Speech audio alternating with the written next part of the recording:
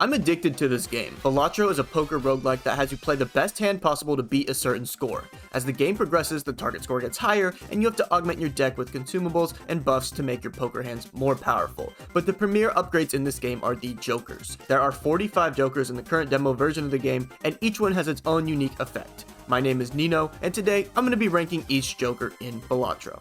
So first, a couple of disclaimers. Number one, this is my opinion. It's by no means facts. This is just what I think of the cards.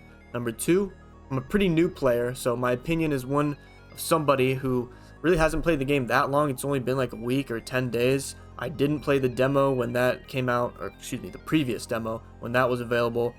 And I don't really watch that many people. I've watched some runs, but honestly, no one else's runs or footage has really affected my opinion. It's really just my opinion.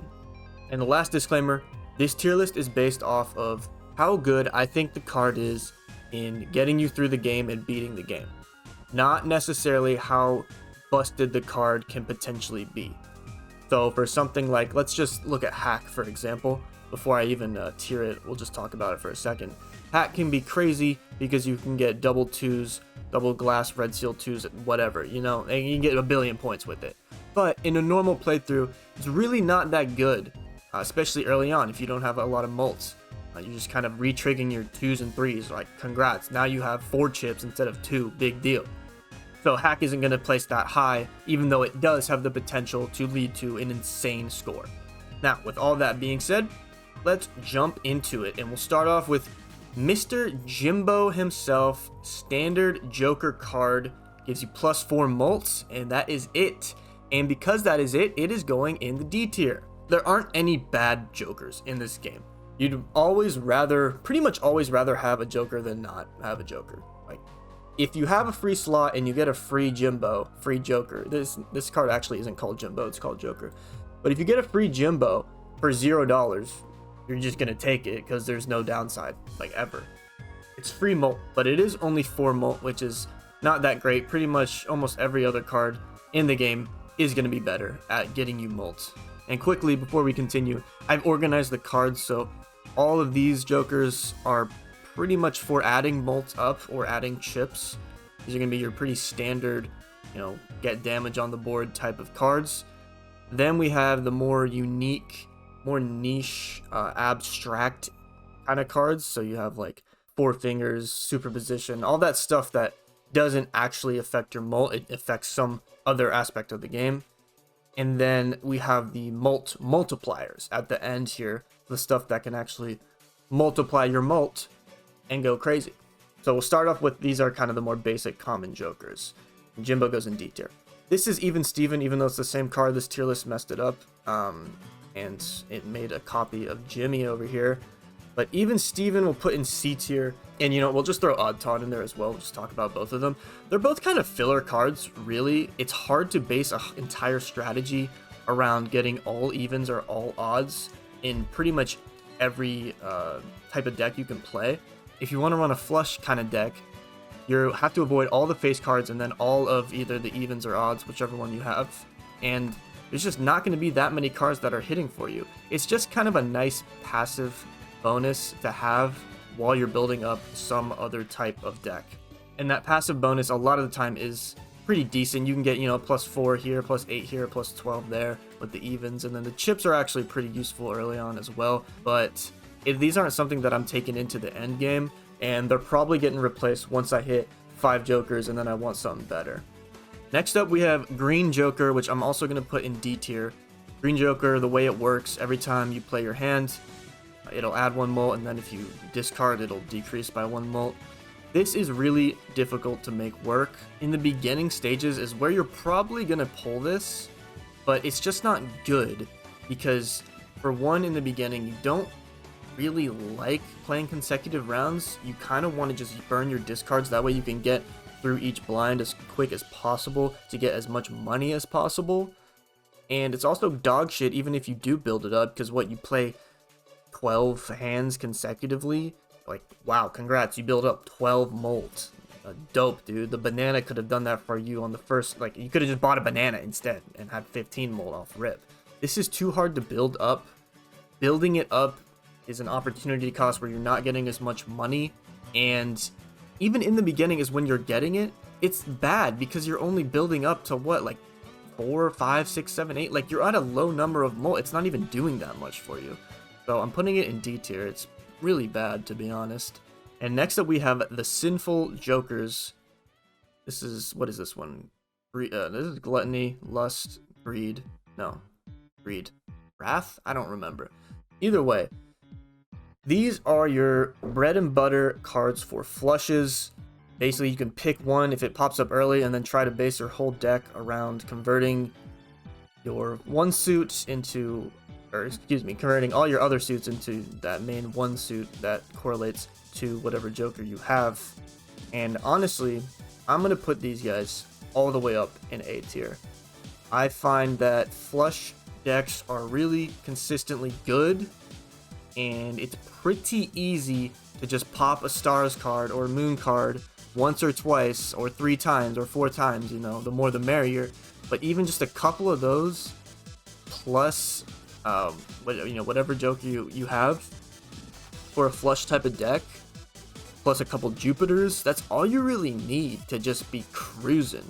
These give plus 4 molt for every time a suit is played that matches it. So if you're doing flushes, that's plus 20. Plus 20 on a really early common keep Joker, where it's very simple and straightforward in what you have to do to make this better, which is convert all your other suits into that main suit and add as much bonus onto your diamonds or whatever as you can. Now, these alone aren't going to be enough to carry you through the game, but I find them to be so simple and easy to use and straightforward, and when they do work, they're pretty good. So much so that I'm going to put them in A tier. Now, one thing that might be skewing my opinion of them is that I do play a lot of Magic deck. I don't really use the blue deck or the Anaglyph deck that much. I really prefer to just start out with those 2 tarot cards.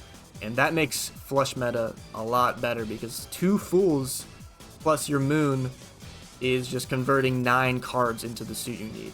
So I might be kind of biased there, and that actually is pretty big factor. But even in the other 2 decks, I still find that playing for flushes can just be really easy and good.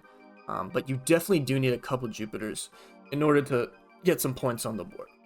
Next up, we have the Swashbuckler. I'm going to put him in B tier.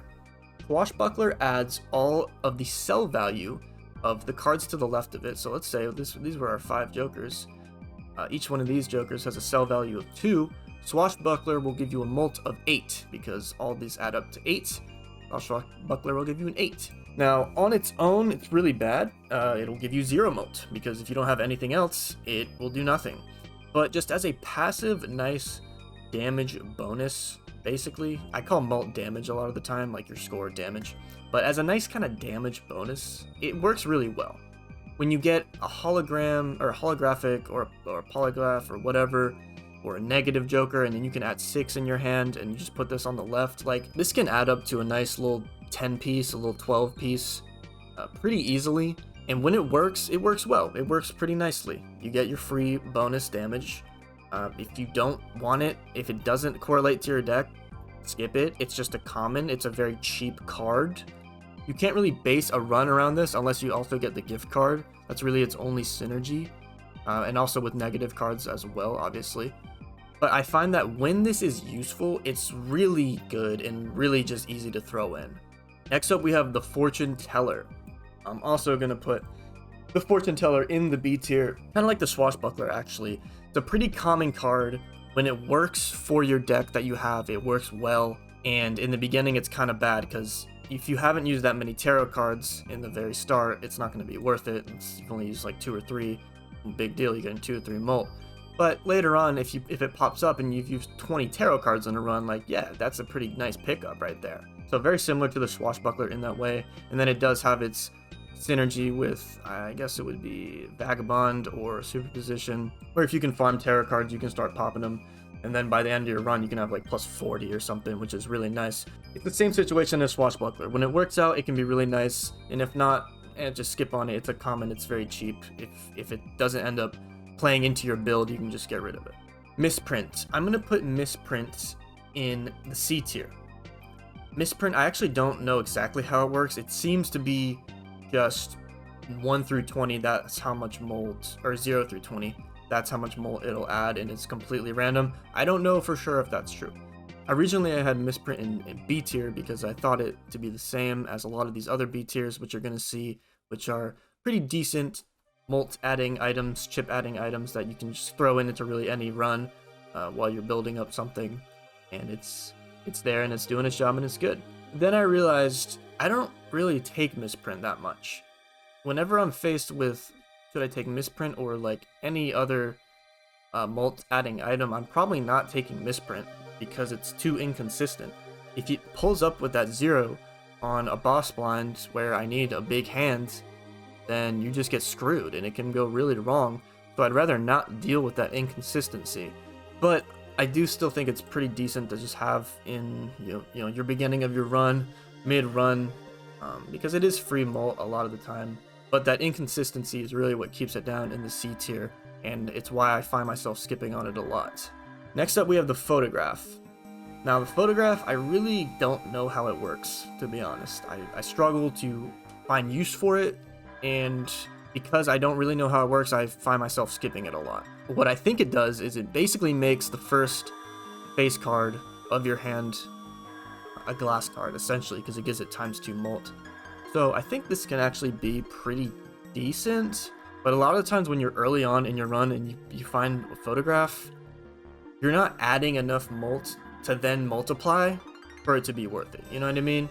You're playing a straight and you get, what is that, 4 or 5 molts, and then photograph times it twice so it gets up to 8. Like, it can be okay, it can do something, but I find it to be really hard to use, and it's not something that I want to think about. I'd much rather just have a standard kind of passive upgrade where I don't have to worry about it as much, and I can just base more of my deck around building around some type of synergies with other molt cards. So I don't like using photograph.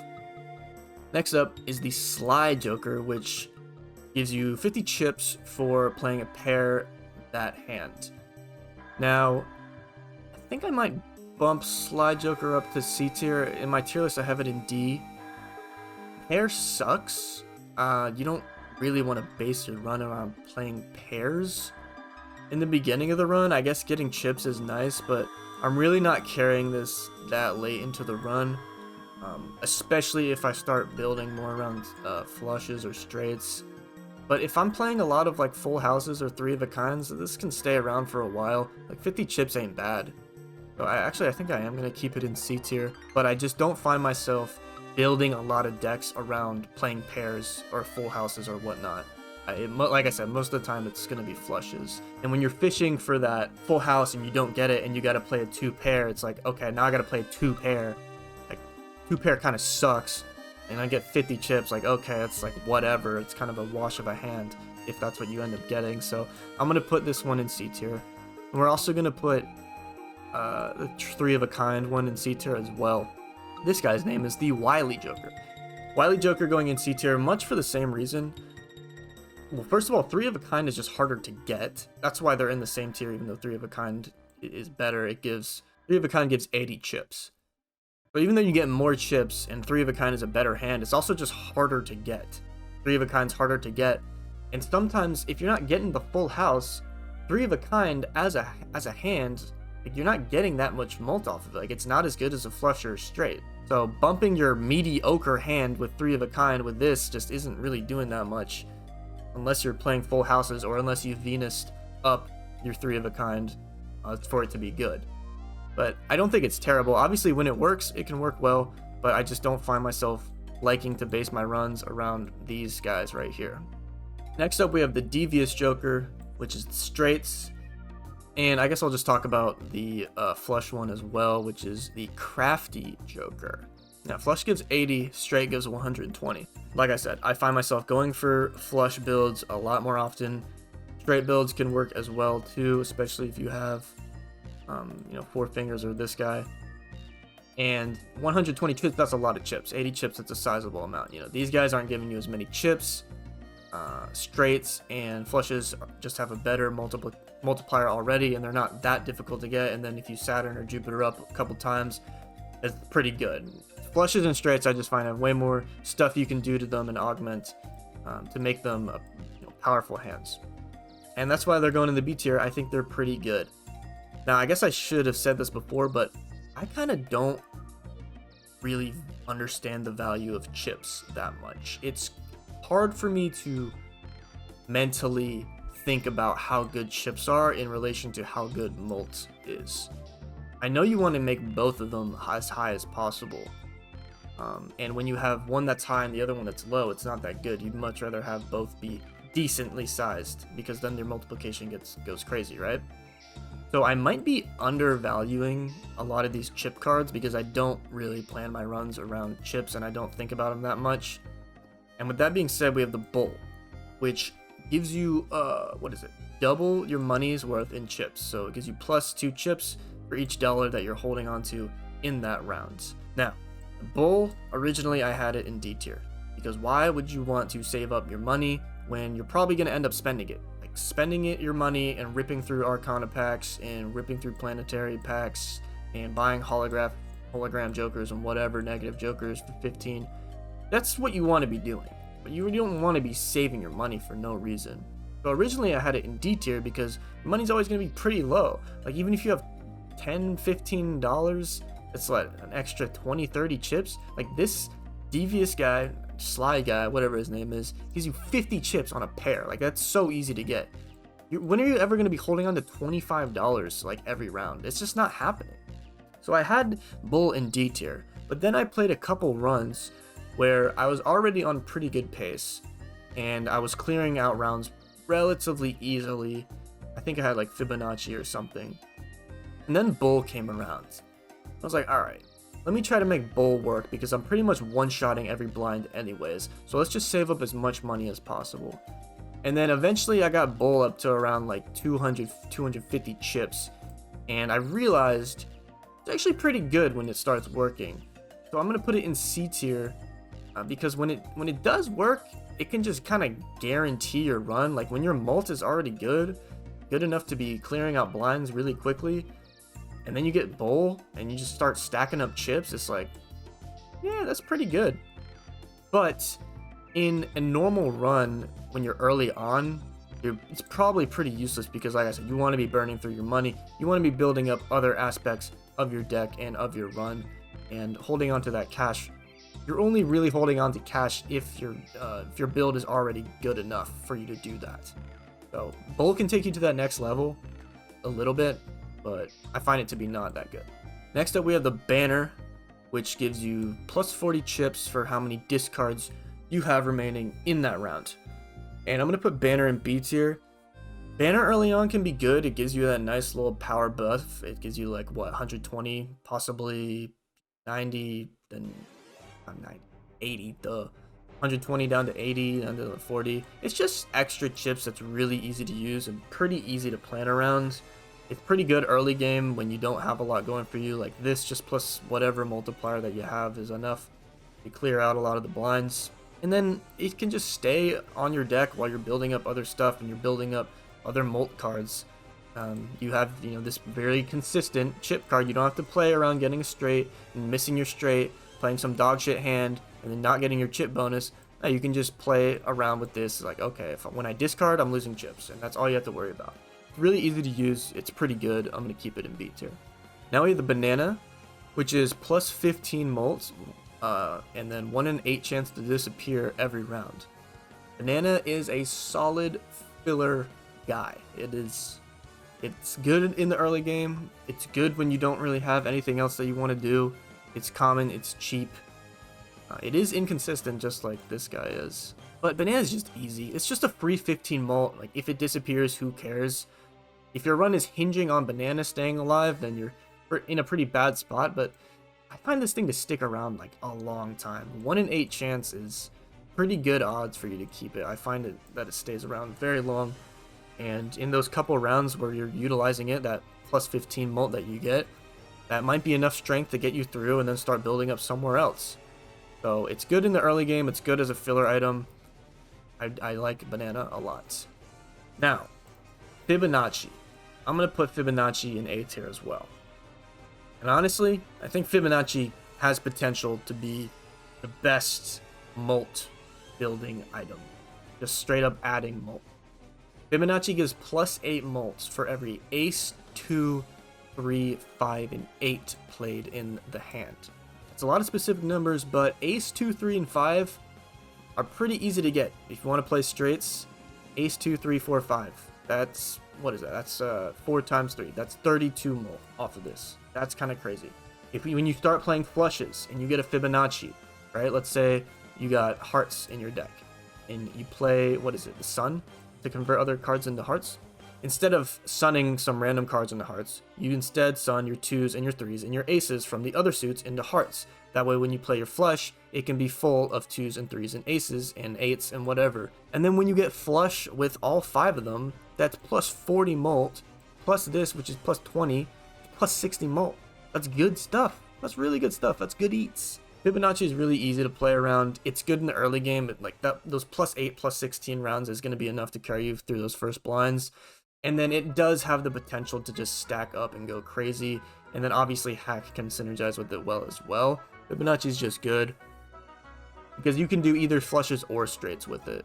If you want to play flush meta, it's really easy. And if you want to play straights meta, you can go for those low straights and try to get as many 2s and 3s and aces in your deck. And, you know, maybe get 4 fingers and just pump out as many low cards as you can to hit Fibonacci. Next up, we have Spare Trousers, which I'm just going to call it pants or double pants. So the double pants gives you +2 molt every time you play a 2 pair. This is pretty good. If you get it early, it can be really good. You can build up your molt quite a bit on these things.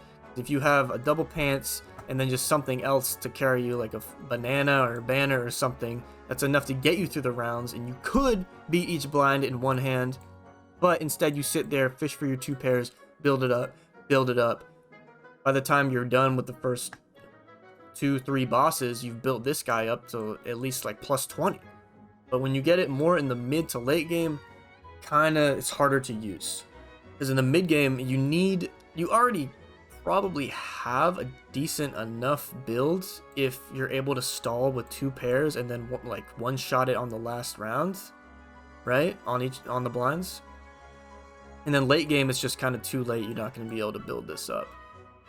Next up, we have Raised Fist.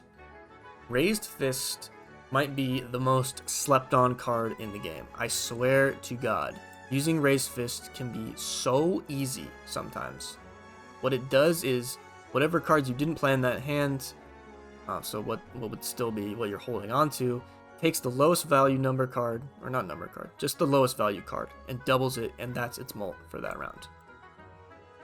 That sounds like a lot. It sounds like a lot to keep track of. It's not.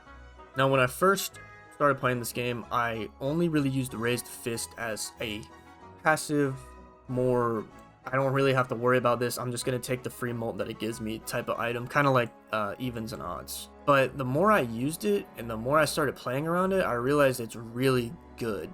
Because if you just play out your low cards in whatever you're doing, whether it be 3 of a kind or full house or flushes or straights, whatever, as long as you're just pumping out those low cards to leave only high cards in your hand, this just gives you +20. Like, that's really good. It's not that hard to play around this. And when you're getting +20 molt, plus what, let's say you do a flush with hearts and Fibonacci with your low cards. Let's say you have a 7, so it's +14 molt. You know, that it just synergizes really well with these guys as well. So I've come to really appreciate Raised Fist. It's good enough in the early game because plus whatever, even +10 molt early game is enough to carry you. You can use it more effectively in the mid game once you start, you know, kind of building up your deck. I'd say in the late game it maybe falls off a little bit, but it's still pretty good if you're planning around pumping out those low cards, because I mean +20 is good. It's good damage. But sometimes you're left in a position where you have a low card in your hand, so it's only going to give you like +4 or 6, and then it's like, oh shoot, this isn't that good. But I think Raised Fist is slept on. I think it's a pretty good card. And finally, the last molt additive type of item that we have is popcorn. And I'm gonna put Popcorn in A tier. Popcorn is like the de facto essential filler, just add damage to my deck item. Plus 20 and then subtracts 2 every round. Let's talk about it. So in the early game, plus 20 is great. Plus 18 is great. Plus 16 is great. Those first couple, 3 or 4 or 5 blinds that you play, that's just really good extra damage that you're getting out of it. In the late game, let's say you're on the final couple blinds. Okay, plus 20 molt is still really good. Plus 18, 16 molt into the final boss, that's still good if you don't have anything else. Like, you don't have to play around any type of strategy or synergy or anything. It's just free damage.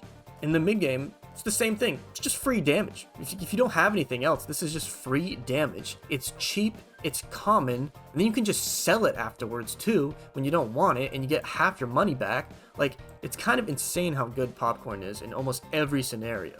The only reason Popcorn isn't good is because it doesn't have those synergies. So you can't, build your deck like you can around Fibonacci, or pump up a bunch of, 2 pairs and start building your shit on pants, play a bunch of cards. It doesn't have any of those synergies. It's just free damage, but honestly, free damage alone is pretty freaking good. Okay, now we're gonna move on to the more miscellaneous type of cards. They don't really fit into an adding mult or multiplying mult category. They kind of just do their own thing. And we'll start off with Hack. I talked about Hack a little bit before. It basically plays your 2, 3, 4, 5 cards twice for that hand, for that round. And I know that Hack can go crazy. I know you put Red Seal, Glass 2, Fibonacci, Hack, plus you Invisible Jokered your hacks, and they have 2 hacks, and give billion points, your number has an E in it. I know they can go crazy, okay? I know. But in a normal run, Hack is honestly pretty bad. Like I said, when you're replaying your 2s and 3s, if you don't have like bonuses or Hierophanted, or Molt or whatever on it, like, it's not really doing anything. You can get extra procs from your suits and your Fibonacci. Obviously, Fibonacci is ideal, and it's pretty good with that, but aside from that, it really isn't good. So I don't find myself taking Hack. I find it similar to the Bull in some ways, where if it fits in the run, like, yeah, it can go pretty hard, but most of the time it's just doing nothing. So putting Hack in C tier. Next, we have Four Fingers. Four Fingers allows you to play flushes and straights with only 4 cards. Instead of having a 5-card straight or 5-card flush, you can do it with 4 cards. And I think this might be one of the most overrated items in the game. I see a lot of people gushing about this when I watch people's videos. I think it's like B tier. I think it's good. It's obviously good, but like, it's not that good. Because guess what? You're only playing 4 cards, so you're not getting as many chips as you normally would. And it always just feels like whenever I use this and I'm playing my straights or my flushes, they always suck because they're only using 4 cards and they suck. The only reason this isn't that good is because it doesn't give you additional mults. Like, if you're playing 4 carded straights and flushes, and then you have this card at the top not giving you any molt, it's like those hands are going to be kind of weak unless you have other stuff going on in your deck to carry.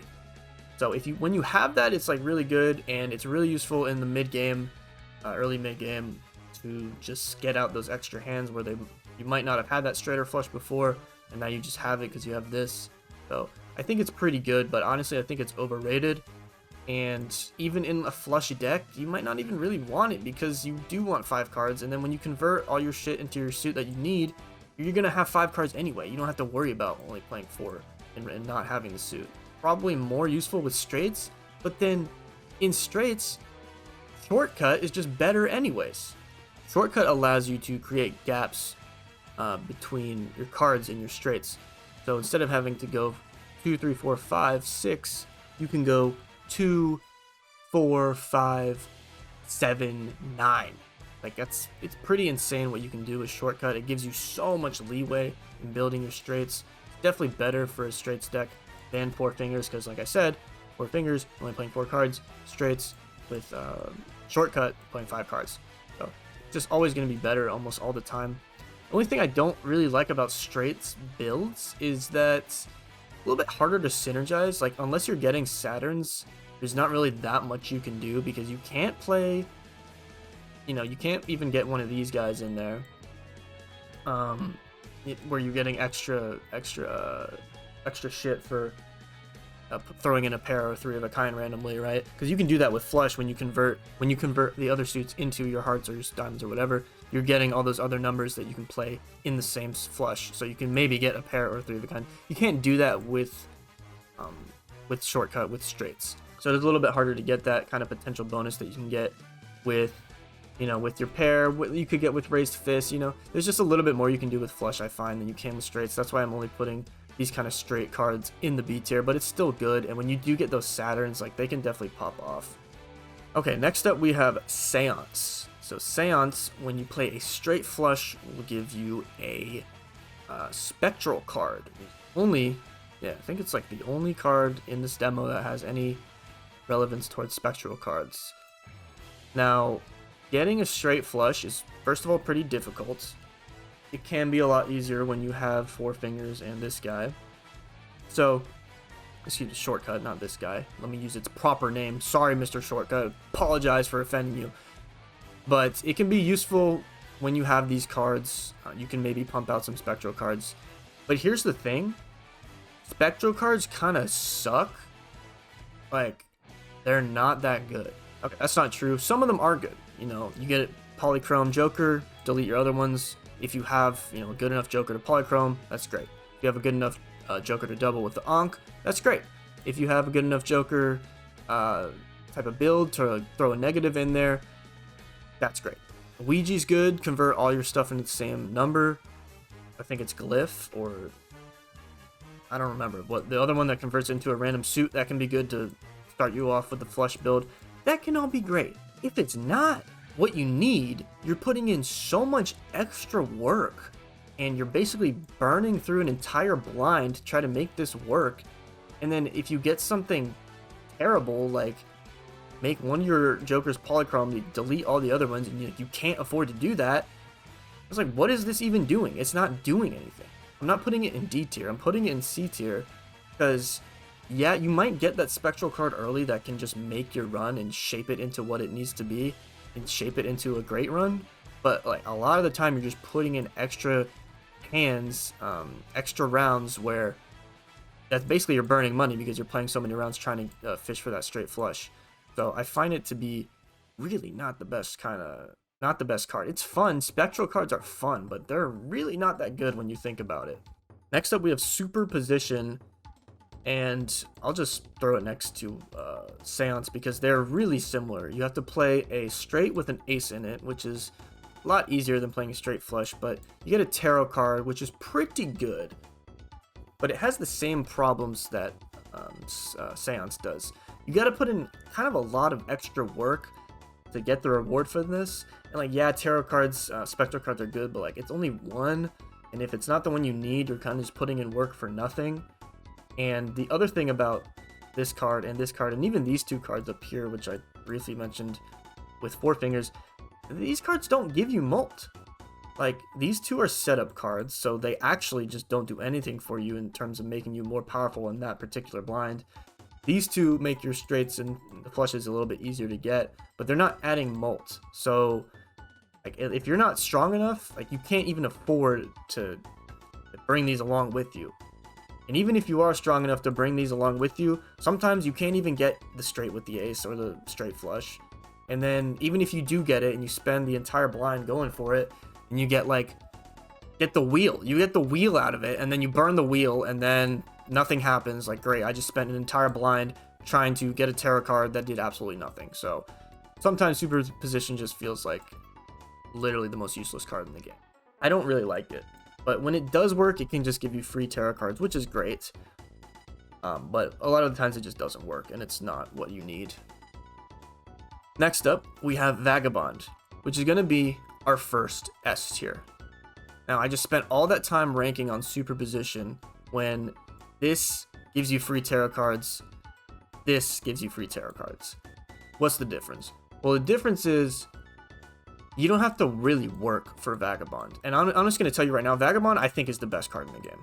Like, without a doubt, Vagabond has to be the best card in the game. It's so unbelievably good at every stage of the game, besides, like, a blind or two away from the final boss. Getting free tarot cards is ridiculous. So if you get it early on and you have enough mult, you can just sit there and literally farm like 3 or 4 tarot cards every single blind. And then depending on what you get, that can be what you want to do for that run, excuse me. If you get a bunch of stars cards, you can start playing into diamonds. If you get a bunch of hierophants or lovers or whatever, I don't even know, you can pump them into your cards that you're playing on your straights or your flushes or whatever.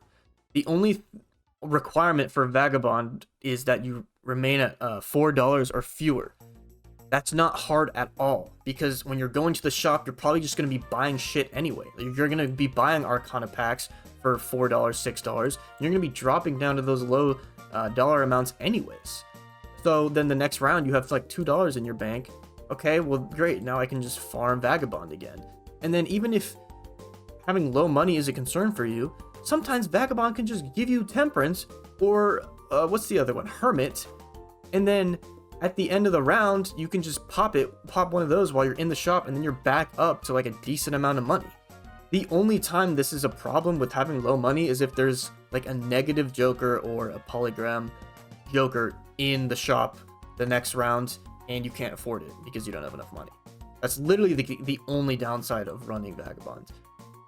It doesn't give you any mult either, but like, doesn't matter. You're farming free tarot cards like all day. It's ridiculous.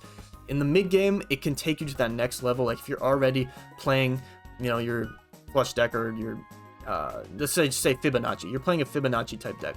So you start farming Vagabond, and then you get your death card. Like, okay, I can death over an ace. Or you get your strength card. Like, oh shoot, I can bump these 2 4s into 2 5s instead. And now I just have more cards for my Fibonacci. Like, it can get absolutely insane, and it can carry your run. I think this is undoubtedly S tier. I think it has to be the best card in the game. Next up, we have the Drunkard. The Drunkard, I don't think I ever take the Drunkard, like ever. Do I have it in, I had it in C tier? I'm keeping it in D tier. I never take this card, ever. Unless it's free or unless it has some type of foil effect on it. It's +1 discard. That's not that great of a benefit to be getting for sacrificing one of your Joker slots, where you really need mult in the early game, and then in the mid game it's like you kind of just want to start building up your run. So this is just never really useful. Next up, we have Diet Cola. When you sell Diet Cola, you get a free double tag. Now I think for what Diet Cola is, it's gotta be S tier, because you buy it for like 6. Then you immediately sell it for 3, and then you get a double tag. And double tags can be ridiculously good sometimes. It's basically just free upgrade with like no downside. You're paying $3 for like a free upgrade that might be able to take your run to the moon. Because if you get that planetary buff where it buffs your 3 pair, your full house, or your straight, or whatever, and then by 3 levels, and you have a double tag on it, like, that can go ridiculously hard. If you're playing a deck where you want to add cards with like hologram or something, and then you get that mega standard pack, if you skip the blind, like you get 4 cards out of it, like that can be really good. I think getting a pretty much almost free double tag is just good. It's not like insane. It's not Vagabond levels of good, but the fact that it's so free, like, I think I just gotta put it in S tier. Sometimes you get this, you sell it, and you don't even end up using the double tag. So that's the only thing that I'm really concerned about, is sometimes it doesn't even have an effect in your run, doesn't play into it at all. But because it's so free and easy to use, like, I think I'm just gonna put it in S. I don't know, this could change. I could easily put this somewhere else. I mean, I could put it in D tier, dude, because sometimes it does nothing and you waste $3. But I don't know, I'm gonna keep it in S because it's basically just a free upgrade that has almost no downside. Now, gift card, on the other hand, I am gonna put in D tier because a gift card does like literally nothing. It adds $1 value, $1 to the sell value of every Joker and consumable card that you have at the end of every round. So that's like not that good. because in the early game is where this gets its most value, because you get the most amount of blinds and you build up the most amount of money. But the thing is, this costs like $5-6, right? And in that early game, you don't really want to be spending that much money on a card that basically does nothing for you in the immediate short term. You don't get any benefit out of it. You're taking up a Joker slot, again, taking up a Joker slot for something that doesn't add any mults. And then, like, how much value are you really even getting out of this? Because let's say you have like an even Steven or an odd Todd that you're going to throw away later. Like, okay, great. Gift card made it $3 more valuable. Like, bro, who cares? Like, it's not really that good of a benefit. It takes up a Joker slot. I don't know. This card is really just not useful. I don't think I've ever intentionally bought this card unless I had Swashbuckler. It's like the only real synergy it has. It can go pretty hard with Swashbuckler, and even then, I think the only reason I took this card is because it had olive oil on it. Like, I'd never, ever take this card unless, like, for some reason, Swashbuckler can pop off with it. Next up, we have the credit card. Credit card allows you to buy stuff at the shop up to going into $20 of debt. Now, I'm gonna put credit card in C tier. I think that can sometimes be run saving when you really don't have anything going for you and you need just something to happen. You get credit card, it's $1 at the shop, and you can just kind of keep it for backup if things go wrong. You're not really building up to where you need to be. Buying those extra Arcana packs or whatever extra Buffoon packs can be what keeps you in the run. So I think that credit card does have value, but it is another Joker that does nothing for you in your blinds because it doesn't have any mults. And going into debt kind of sucks because you don't have any interest after your blinds. And a lot of the time this just kind of does nothing. You're not really taking it. It's a good backup, but like if you're in that dire position where you need to go that far into debt to get stuff, your run might be cooked anyway. Really the best use for credit card is if there's like a holograph, polychrome or a negative Joker in the shop and you wouldn't have had enough money to get it otherwise. Like, this can be a really great feeling to just be like, oh shoot, I can just buy it because I have credit card. So I don't know, maybe credit card is actually better for that reason. I haven't actually really applied that or tried that out yet, because that's always a really bad feeling when you get the polychrome card in the shop and you don't have enough money. But I'm just going to keep the credit card in C tier for now. Next up, we have the trading card. And trading card gives you $3 if you discard only one card on the first discard of your blind. There's a lot of words. Essentially, you ditch one card at the beginning and you burn one of your discards and you get $3. That's pretty good. It's a little bit annoying if your deck isn't that good and you kind of have to worry about actually getting through the blind because you're basically burning a discard and not getting a lot out of it when you need to be setting up to be playing good hands. But in the early game, it's good. It's free money. You just burn your discard, play the hand, get through the round. That's an extra $3. In the mid game, when you have a decent enough deck, like, this is free money. It kind of falls off late game because $3 isn't that much, and it again doesn't add any mult. So I find it to be pretty good most of the time if you have the money to buy it and your deck is strong enough where you can actually utilize it. But it's not insanely overpowered the way Vagabond is. You can't just farm free money with this the way you can just farm free tarot cards. So I'm going to keep it in the B tier. Next up, we have reserved parking. And reserved parking is another money farming type of card similar to trading card, and it gives you a 50% chance to get $1 for every face card that's still in your hand, the cards that you didn't play, after each round. So if you stack up a bunch of face cards into your hands and then you have reserve parking go off and you get an extra $2 or $3 every round, that can go pretty well pretty quickly. And I'm gonna put it in A tier. It's not in B. I'm gonna put it in A tier.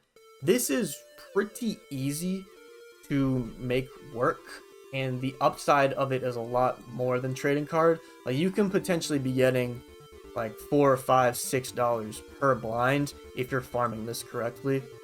And that can go insane when you start getting interest. Like, you can really stack up bread if you use reserve parking well. And again, it's another situation where it's not adding mult, so if your deck isn't good enough for you to be in this positions where you can stall and just stack up a bunch of face cards and then, clear out the blind in one hand, then it might just not be worth it for you, and your deck might be too weak for you to really utilize this. But when you are decently strong and when you can use this, like, farming that much money can be really good. And then even if you're not that strong, just having this in the background and not really even focusing on it, but having it in the background giving you free money can also be pretty good. Next up, we have the Invisible Joker. The way the Invisible Joker works is after 3 blinds, you can sell it and it will copy a random Joker that you have up at the top. This is one of the harder Jokers to judge, in my opinion, because if you have a strategy that you're going for, and this Invisible Joker doubles whatever strategy you're doing, let's say Fibonacci, it's really good. Like, that's really good.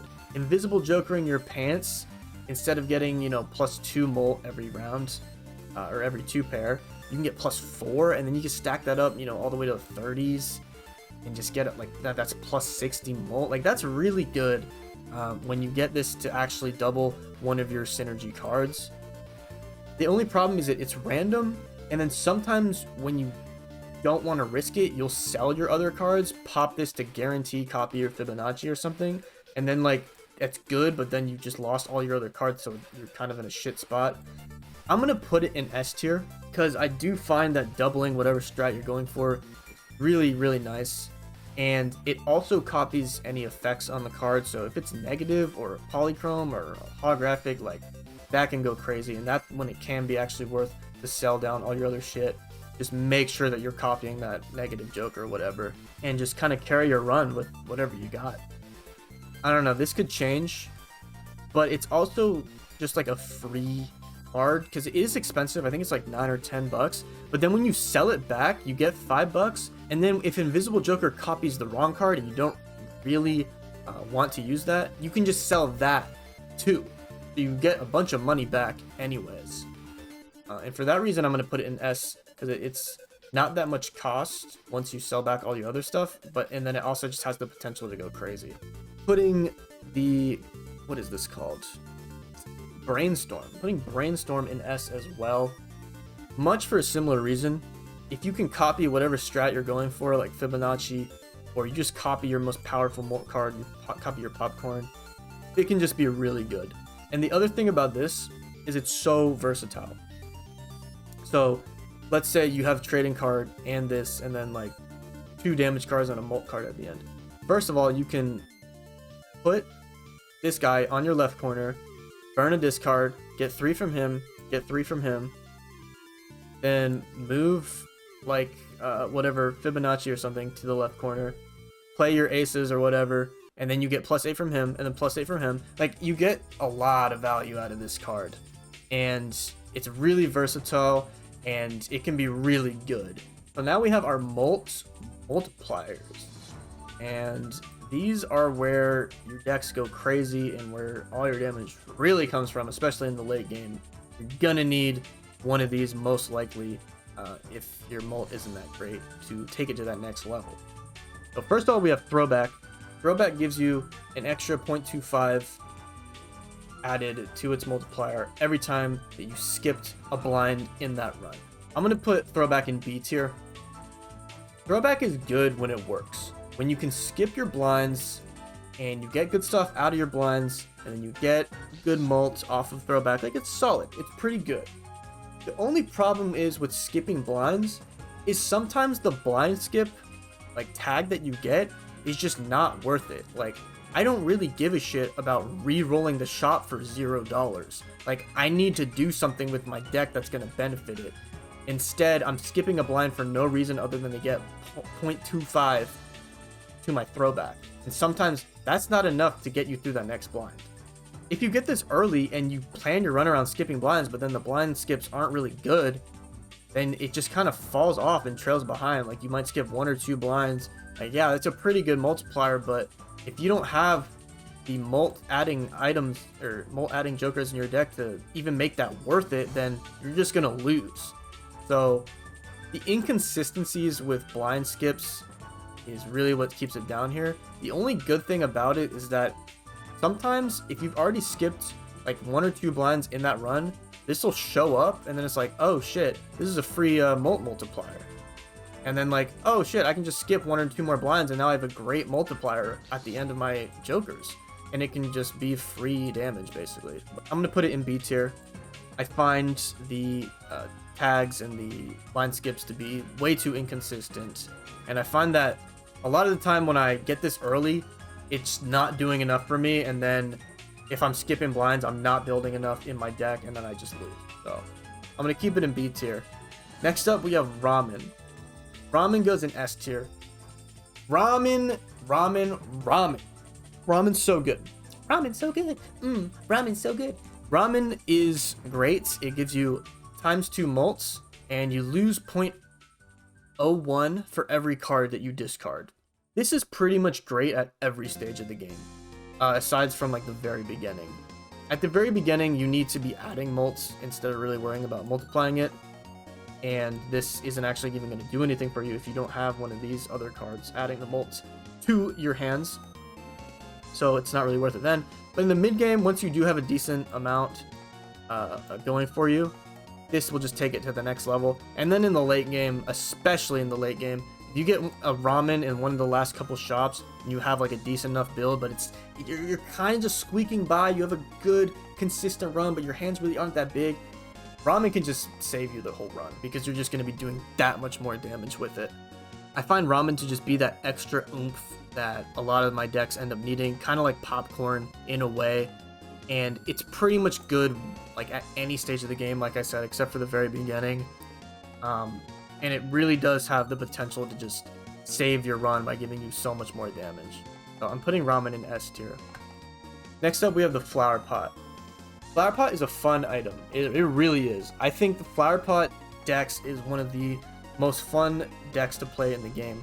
It gives you a ×3 multiplier if you play every suit in the hand. Now, playing every single suit in a hand is pretty difficult. You can't do that consistently. ×3 mult is really good, but once again, in the early game, this isn't going to be that useful. You really need to be setting up for it late game. And if you get it early game, you're like, okay, I'm going to build my run around getting every suit for the hands. This is taking up a spot and it's not doing anything because you're not adding any mults and you're not actually getting any value out of it. So sometimes flower pot is really hard to make use. The only times I really see myself using flower pot is when I get a lover's card early and I can make a lot of cards wild. When you get a lot of wild cards, flower pot can go insane because you're just consistently getting straights and 2-of-a-kinds and full houses with every suit, and it's making flower pot pop off every time, and it's just going well. If you don't get those wild cards into your deck, I don't even think it's a viable strategy to go for 4 suits in one hand with flower pot. You really just hinges on, can you duplicate your wild cards? Can you get standard pack wild cards into your deck? When it works great, but this is really hard to make happen, so I'm going to put it in C tier. It's pretty uncommon. Getting wild cards can be difficult. You still have to like have a decent deck regardless if you're going to be playing around it, so it can be pretty hard to use, but when it does work, it goes crazy. Next up, we got the trio. Trio gives you ×2 multiplier if you play a 3-of-a-kind in that hand.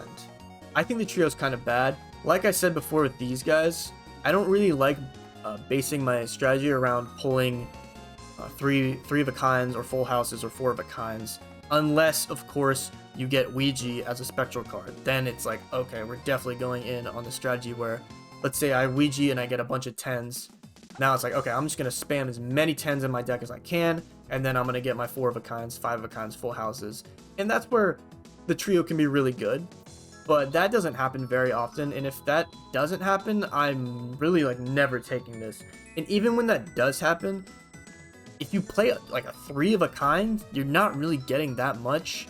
×2 multiplier is good, but it's not like crazy unless you've already Venused up a bunch to make it go stupid. If you get a bunch of Venuses and you're playing only 3-of-a-kinds with trio, then it can be good. But again, like Flower Pot, like all of these other cards, when it's not active and you don't get the requirements for it, it's doing nothing and it's just sitting up there. So I really don't like the trio. I've made it work a couple times, but those runs also had great synergies without it. And then like Ramen can do the same thing, but for free. You know what I mean? Ramen gives you ×2. You don't have to worry about what deck you got and what hand, what cards you get in that blind. Like, there's just too much going on with the trio. It's too restrictive. 3 of a kind isn't that good. Too hard to use. Too hard to get to use. So I'm putting it in D tier. Next up, we have the Obelisk. Obelisk goes in S tier. That should be no surprise. I think Obelisk is a lot of people's favorite card. It can just go insane with the amount of multi you can get out of it. The way Obelisk works is every time you play a hand that's not your most played hand, it builds by 0.2 mult. So if you're running a flush deck and you've played 8 flushes so far in your run, you can only build up the Obelisk if you don't play flushes. You have to be playing 3 of a kinds or pairs or straights, straight flush or 4 of a kind or anything else that's not a flush in order to build it up. So it can be really restrictive in that way, where if you're already dedicated to one type of hand, Obelisk isn't going to get any benefit if you keep playing it. But if you're in a good enough position where you can just spam pair or spam high card, make that your most played hand at like 10, 11, 12 high cards, right? Then you're just like, okay, I'm free to do whatever I want now because I'm not going to reach that level by the end of the game. I can just spam as many flushes as I want. Once you build up enough mult, like this thing can get to 3 times mult, which is just ridiculous. It can go even higher than that. It can get out of hand really quickly. It's pretty easy to use. It does sometimes require strategy and a little bit of thinking, but if you get it in the right spot, it can just be ridiculous. Sometimes when you get it early and you try to force it, you're not actually even strong enough to make it work. So you're just sitting there spamming pair and high card, and your Obelisk isn't doing anything because it's sitting at ×1 multiplier. And then if the rest of your hand isn't good enough, then you're just going to lose. But if you're in a decent enough spot and you can make it work, Obelisk is ridiculous. Now we have the Baseball card. Baseball card gives 1.5 mult for every uncommon that's in your Joker selection. I think that Baseball card is hard to judge in the same way that Photograph is hard to judge, because it gets its multiplier out in a different way. It doesn't go at the end of your Jokers. It goes whenever the uncommon Jokers proc, or I guess in the order that they're in. So maybe if you just put all your uncommons on the right, then you can just use it kind of like the same way as any other multiplier. I don't really know. I think it's A tier though, because a lot of uncommon cards in the game are pretty good. Fibonacci is uncommon, Double Pants is uncommon, Shortcut and Four Fingers is uncommon, Banner is uncommon. Like, you can stack like 2, 3 uncommons and then like 1 or 2 mult building commons, and this is just like a solid multiplier. Like, you can get a pretty decent hand with uncommons and commons and then just throw this in for an extra multiplier and just make your run really great. Next up, we have Hit the Road Jack. Hit the Road Jack will give you 0.5 multiplier for every jack that you've discarded in that blind, and then it resets every blind. Obviously, you want to spam your deck with as many jacks as possible, and then discard as many as you can in that blind, and then, play your game, whatever you're doing. I think it's A tier. I think Hit the Road Jack's pretty good. I think getting jacks into your deck isn't that hard. If you get 1 or 2 death cards, 1 or 2 strength cards, you can just get a couple extra jacks in there, and then you discard them and you have a great multiplier. I like Hit the Road Jack. I think the only problem it has is that it is a little bit inconsistent. It's very expensive. It's like always usually like 9 or 10 or something. I think it's like $10 at the shop. And if you don't hit your jacks, it does nothing. You need to have a pretty solid foundation and then just have this be your mult and be like, okay, I'm going to go all in on trying to get jacks. Pop your standard packs. Pop your, like I said, your death cards, your strength cards. Try to get as many jacks in there as possible. And then when it works, it works. Because you play your hands, one time, like, okay, let's see what I get here. Oh, I got 1 jack. Okay, let's discard a little bit. Oh, I got 2 jacks now. Discard those 2 jacks. Play another hand. It's like, okay, now I'm getting ×2, which is already pretty good. Like, that's good enough a lot of the time. And I find it pretty easy to work with when you already have a decent sized deck. But like a lot of these other multipliers, early game, it's never really going to be worth it. And this is really expensive. But it's a bit more consistent than like Throwback or Hologram, which we'll talk about. Because I feel like getting jacks in your deck isn't as difficult. Like, you're going to be popping Arcana packs. If you can at least death a couple or strength a couple, like, you're going to be guaranteed getting a couple jacks in each blind. So I like it. Pretty fun. Last up, we have Hologram. And Hologram, I'm also going to put in B tier. Gives you 0.25 mults for every card you add into the deck.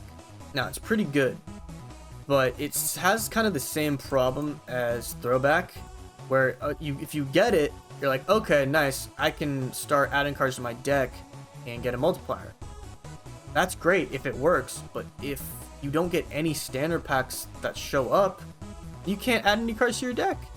Like, sometimes you just buy this and then it does nothing for like a couple blinds. Like, you get 1 or 2 standard packs. Like, okay, it's decent, but like, I kind of want this to pop off, and it just never pops off. The other problem it has, Throwback will count the blinds that you skipped before you got the card. This guy will only count the new cards that you add to your deck after you buy it.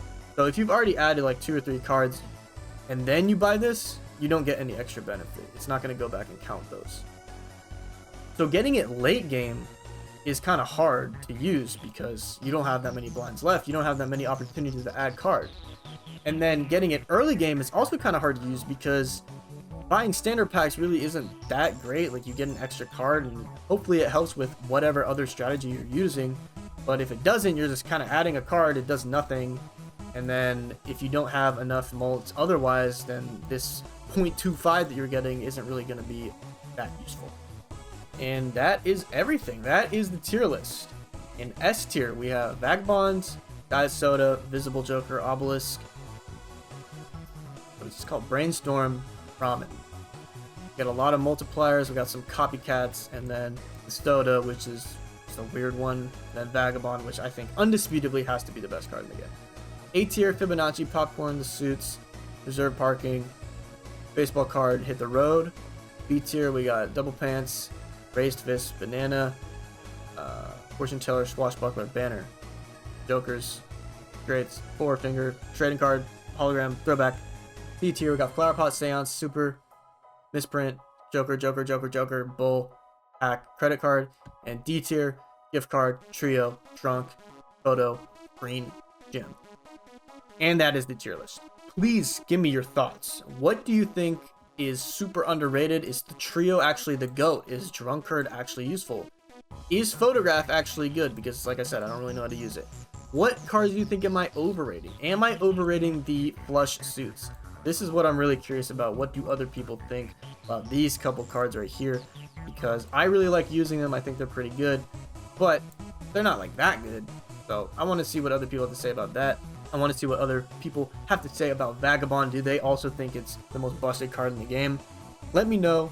I am very excited to play the full game when it hopefully releases February 20th or 25th, whatever it is.